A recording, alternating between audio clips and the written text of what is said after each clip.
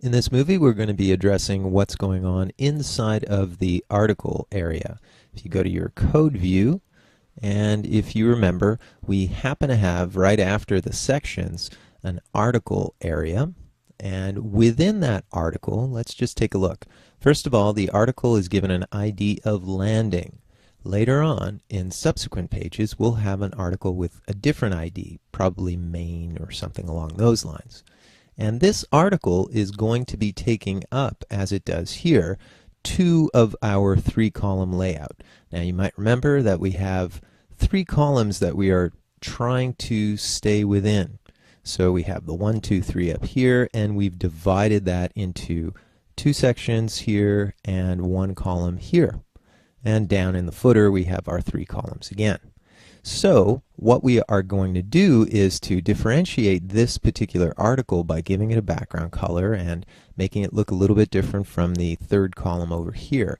But more importantly, I want to explain the fact that within the article there is the H1 for the new features area, but then there are 1, 2, 3, 4 separate divs.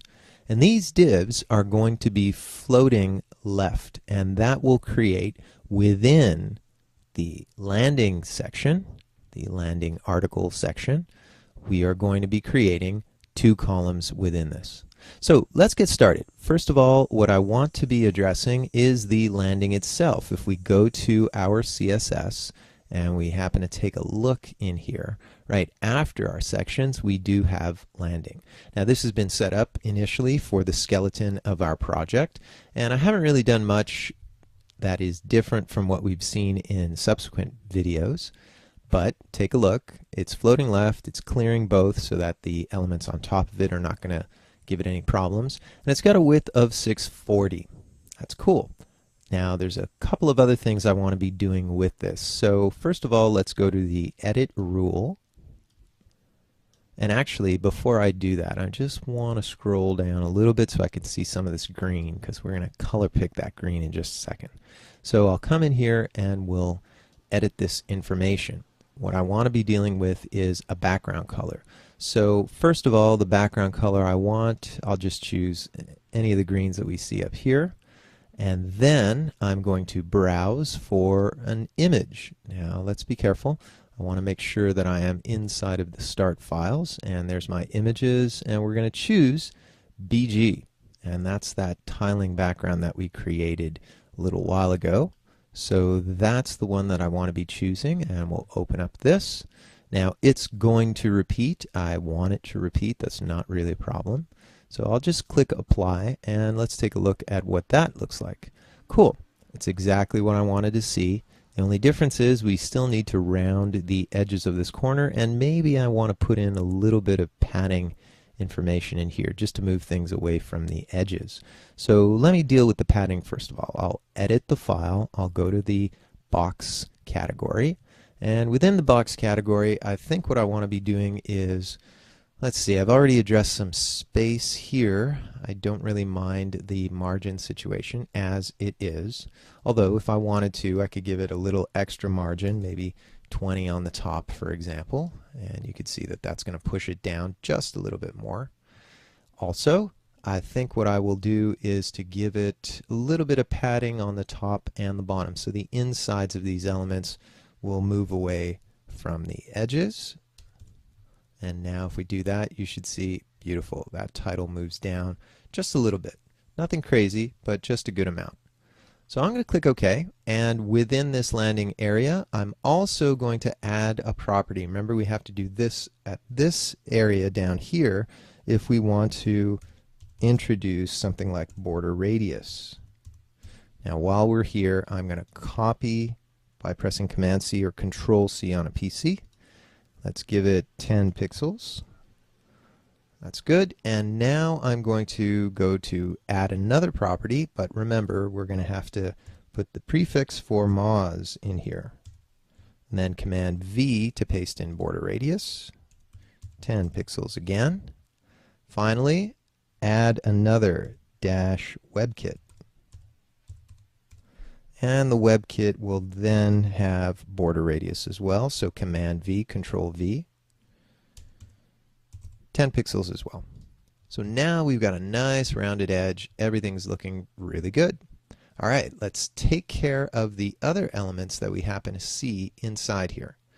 Now I'm looking at it a little bit closer, and I think I should be fairly pleased with the margin. So I think I'm going to remove the margin for the moment, and we'll address that a little bit later if we need to. So let me just come in here and say margin top, and I'll hit the delete. There you go. So I think we should be fine with that. All right, next thing I want to do is to position my cursor right inside here where the H1s are. And we are going to come in here and say new CSS rule. Now for this, I'll say compound based on my selection. Less specific, it's only landing H1s that I'm looking for. And this H1 is going to be in Bebas. And I think I'll give it a font size of 2.6 M's. Also, I don't really need to text transform capitalize it because Bebas is a capitalized font. But perhaps what I will do is, let's see, maybe give it a text shadow. So I'll click OK, and perhaps what I'll do is to just give it a little bit of a greenish text shadow. So I'll come in here and I'll say text shadow. And that text shadow will have a couple of values. I think I'll just enter them in myself. 0px space 2px space, and then I'll put in a value myself. So let's come in here with CCE and 289. Now you could choose whatever you want, doesn't really matter. I've just sort of highlighted it with a lighter color, as you can see right there. All right, so we've got those elements in place. Now the next things I want to be doing is dealing with the divs that are in here. So let's just position our cursor right in there, and notice down here at the bottom I'm going to click on div. So at this point I'll come in and I'll say new CSS rule. Will be less specific, landing div. Let me click OK. Not really much I need to do here, so I'm just going to say float these left, but I will specifically give them a width of 320. That means two of them should fit inside of our 620 space quite nicely. So I've got that, and maybe I'll just put a little bit of padding on the bottom to separate them a little bit more. So 20 pixels should be enough. If we click OK, beautiful. Check that out. Looks really nice, and we've got it working the way we want it to. Now, a couple of other things. Let's look at our code, and you can see that each of these H2s have a span in them as well. So first of all, let's target the H2s, and then we'll target the span inside of them. All right, so what are we going to do? Perhaps I'll come in here and let me just put my cursor inside one of these just to make sure, so that when we say new CSS rule, compound based on my selection, less specific, and it's really the landing div H2s that I want right now. So I'll just click OK. A couple of things we can do. We could see this as a Bebas font, and as you can see there, that would work too, although I would probably want it to be in white, or maybe not exactly white, but maybe we'll just repeat this color right here. So if you click OK, well, you can see that that works all right, no problem. If you wanted more of a contrast of sorts, you can also choose something like Arial instead, and just keep it plain and rather simple. You can see the difference between those two. And if I was to do that, I would certainly at least capitalize them, as we can see right there. So that's looking okay, although maybe I'd want the font weight to be normal. Just depends. I don't think I needed it to be as thick as it happened to have been. So with those elements in place, whether it's in Arial or whether it's in Bebas is completely up to you. So I'm going to leave it at that. Perhaps what I will also do, I think the size is fine. So I think I'll leave it just as it is.